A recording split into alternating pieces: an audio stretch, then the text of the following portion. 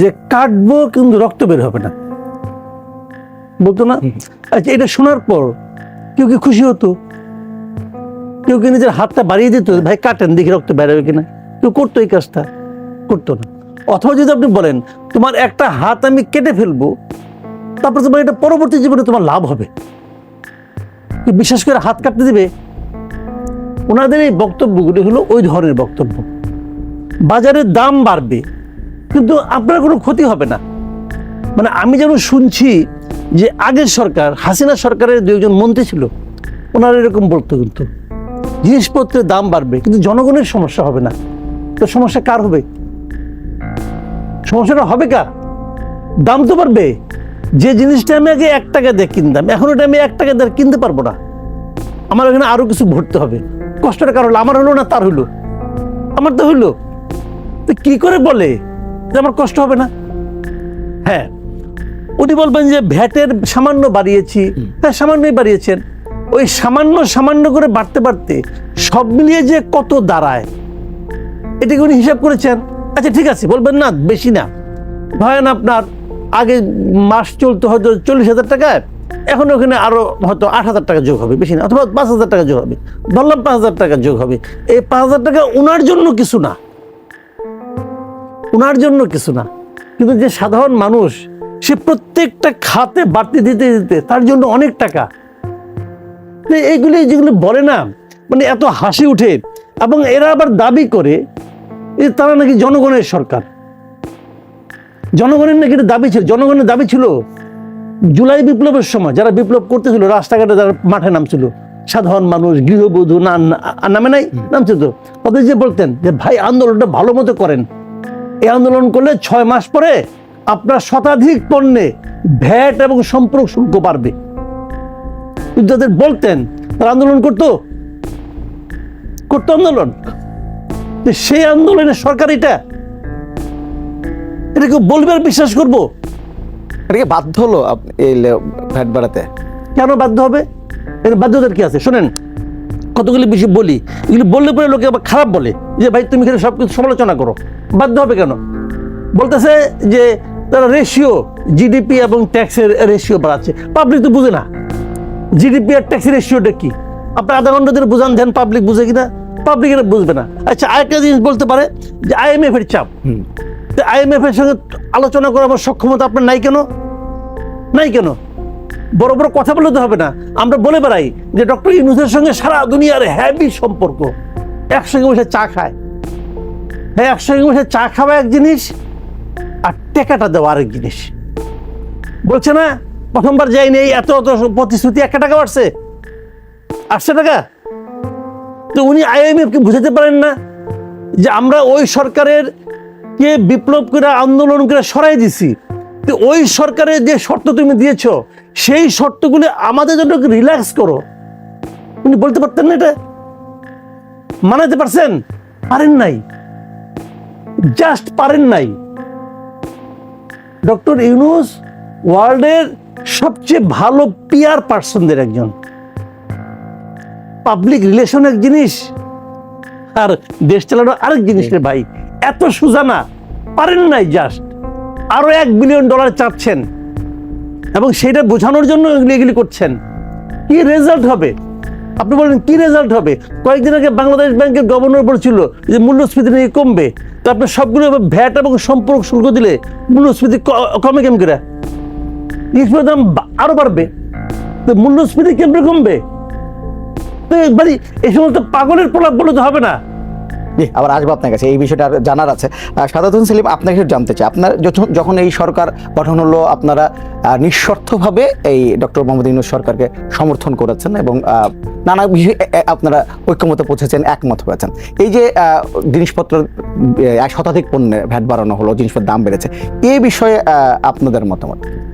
না, দেখুন, একটা রক্তক্ষয়ী আন্দোলনের পরবর্তীকালে যে একটা শূন্যতা, মানে শেখ হাসিনা পালিয়ে যাওয়ার পরে যে একটা শূন্যতা, সেই শূন্যতায় আমরা দলমত নির্বিশেষে প্রত্যেকেই ডক্টর ইউনূস সাহেবকে মেনে নিয়েছি, কিন্তু ডক্টর ইউনূস সাহেবের সরকারকে কিন্তু আমরা মন থেকে মানতে পারিনি। যখনই আপনার ইউনূস সাহেব সরকার গঠন করেছেন তার উপদেষ্টাদেরকে দেখে আমরা খুবই হতাশ হয়েছি, বিস্মিত হয়েছি এবং কোনো কোনো ক্ষেত্রে লজ্জিত হয়েছি।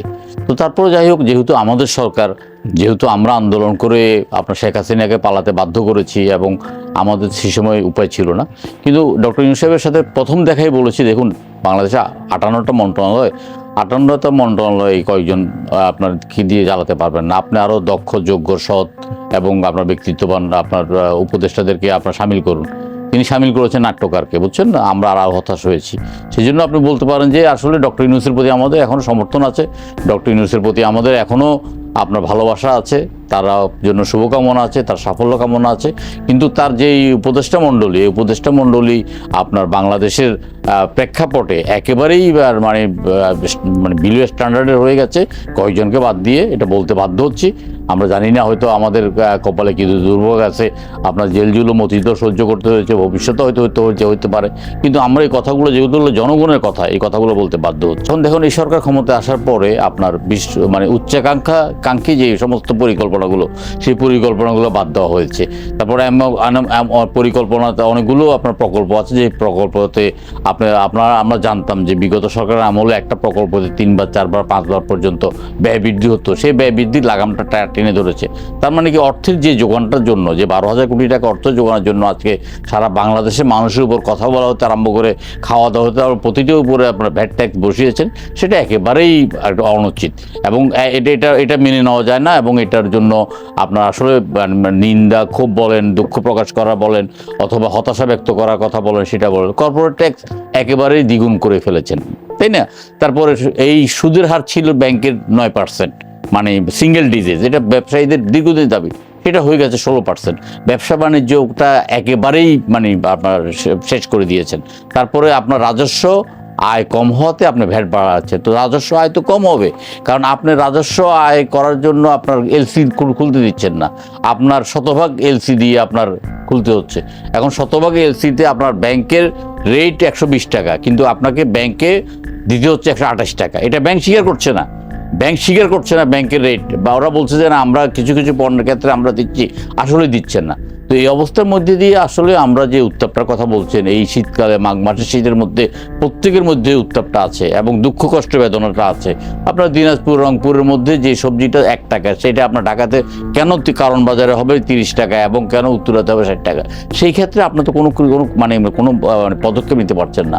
বর্তমান আপনার যে অবস্থাটা, এই অবস্থাটা চলতে থাকলে আসলে আমরা খুবই হতাশ আর কি। এবং সরকার তো নিশ্চয়ই বুঝতে পেরেছিলেন যে এই সিদ্ধান্ত নিলে একটা অজনপ্রিয় সিদ্ধান্ত হবে, মানুষ খেপবে, তারপর এই সিদ্ধান্ত কেন নিতে হবে? সরকার বুঝতে পারছেন না। আসলে এখানে হয়েছে কি, আমার মনে হচ্ছে যে কি, আমাদের একটা সর্বনাশা একটা প্রবণতা আছে, যে যায় লঙ্কায় সে হয় রাবণ, অথবা চেয়ারের যে উত্তাপটা, এই উত্তাপের মধ্যে দিয়ে তিনি পড়ে গেছেন, বুঝছেন না? জনগণের উত্তাপটা সহ্য মনে হচ্ছে যে তিনি উত্তপ্ত আর সবাই শীতল, এইটার মনে করার কারণে এই কাজটা করেছেন। নাইলে এটা করার কথা কোনো দরকার ছিল না। আপনার একটা হোটেল রেস্তোরাঁয় খাওয়ার বিলে আপনার 5% ট্যাক্স আপনি 15% করেছেন। আপনি যোগানদারদের ট্যাক্স আপনি 7.5%-এর জায়গায় আপনি কোনো খাতে 15%, কোনো খাতে 10% করেছেন। তাহলে প্রত্যেকটা, এটা তো একটা চেইন এফেক্ট হবে, আপনার সীমাহীন ব্যর্থতা নিয়ে এই সরকার কিভাবে দিন পার করছে আমি বুঝতেছি না।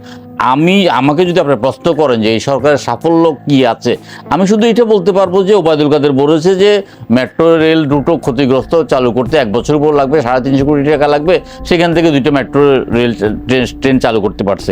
বাকি কোনো ক্ষেত্রে তার সাফল্য বলার মতো, একটা শব্দ ব্যয় করার মতো কোনো কিছু আমাদের কাছে নাই।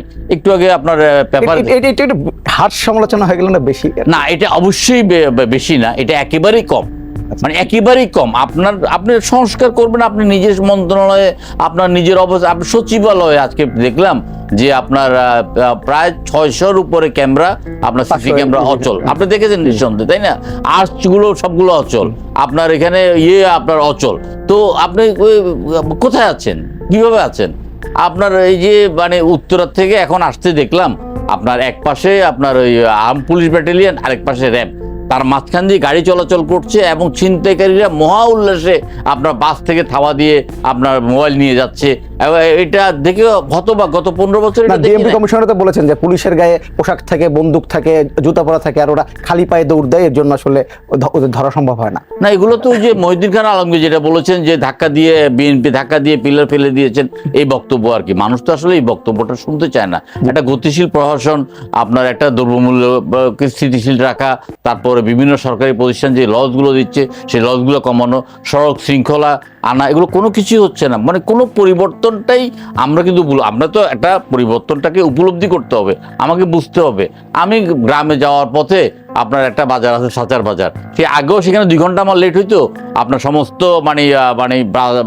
রাস্তাটাকে জ্যাম করে রাখতো বিভিন্ন যানবাহন, আপনার ফুটপাথ দখল করে। প্রশাসন আছে বলেই মনে হয় না। আপনাকে একটা কথা আমি শুধু বলি, আপনার এই যে যাত্রাবাড়ি ফ্লাইওভারে ওঠার জন্য 2টা বাস দাঁড়িয়ে থাকে যাত্রী পরিবহনের জন্য। ওই 2টা বাসের জন্য আমাদের 1 ঘন্টা সময় নষ্ট হয়। একজন ট্রাফিক পুলিশ দিলে কিন্তু সংকটের সমাধান হয়। হাজার হাজার মানুষের যে দুর্ভোগ, এই দুর্ভোগ কমানোর জন্য মানে কোনো আমলাদের পক্ষ থেকে কোনো প্রচেষ্টা নাই, সরকারের পক্ষ থেকে কোনো প্রচেষ্টা নাই, উপদেষ্টাদের পক্ষ থেকে প্রচেষ্টা নাই। তাদের চেষ্টা হলো যে এখন ক্ষমতাকে কিভাবে দীর্ঘায়িত করা যায়, কিভাবে ক্ষমতাকে উপভোগ করা যায়।